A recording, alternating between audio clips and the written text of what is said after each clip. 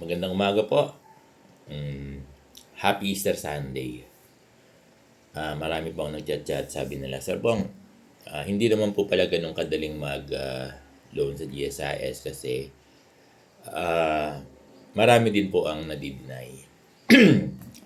Sa pagkakaunawa ko, kapag kakarenew mo lang ng loan sa GSIS ay madideny ka rin. O madideny ka pala, ganun ano. Kasi may policy ganyan yung GSIS sa pagbibigay ng moratorium. Tapos, sa pagkakaunawa ko, kasi may nabasa ako, dapat nakapaghulog ka ng December 2025, January 2026, and February 2026 kasi sa pagkakaunawa ko, yun yung i-refund sa'yo yung 3 months na yon. Kaya ganon yung sagot kung bakit maraming guro o may ilang guro ang nadideny sa GSIS 3 months moratorium. Pero in fairness, marami din naman ang nagiging successful. Yung iba nga pinapakita nila sa akin naging successful sila, no? At yung pag-apply dyan, hindi ka na pupunta doon sa opisina nila kasi may app sila dyan. May app sila. Hindi ko lang alam kung paano, no? Pero nada-download lang naman yung mga apps sa GSIS. Parang pag gumamit ka ng apps nila, siyempre maglalagay ka ng details mo, yung account mo, no? Sa GSIS. Ganun lang yon. Ganyan lang naman ang pag-operate ng mga apps, di ba? Magre-register ka, lalagay mo yung details mo.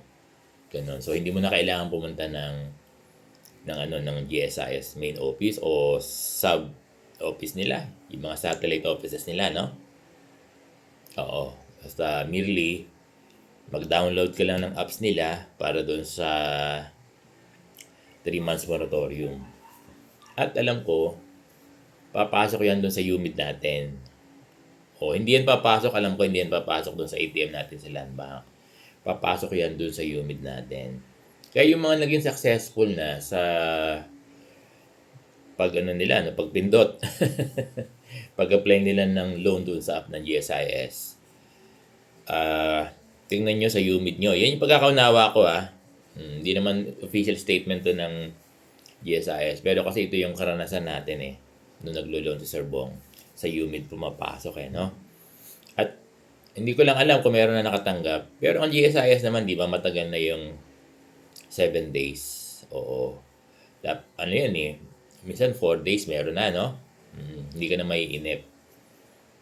Kaya yung mga naging successful, kasi pag nagano ka naman sa app, nakalagay doon, successful, makikita mo, di ba? Check na green. Isama rin natin. Kaya nadideny yung iba kasi nga daw ay, to my understanding, kaka-renew nyo lang ng loan. Pangalawa, dapat may hulog kayo ito yung pagkakaunawa ko, ito yung nabasa ko hindi to official statement ng GSIS, no? Dapat may hulog ka ng December 2025, tapos January, February 2026, Dapat meron kang hulog kasi sa pagkakaunawa ko, itong mga buwan na ito, itong 3 buwan na ito yung i-refund sa iyo. So, naintindihan ba? Wala pa naman. Open pa rin naman, Sa pagkakaunawa ko, open pa rin. Pwede pa rin mag-apply ng loan sa GSIS. Ikaw ba, Sir Bong, nag-apply?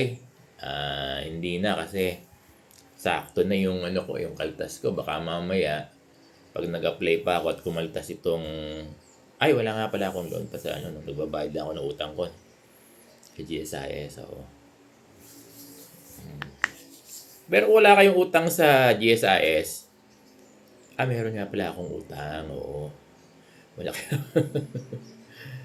Oo. Subukan ko nga rin, Subukan ko nga rin kung pwede, no? Try ko din, ha? Oo. Ito-try ko nga rin kung paano yung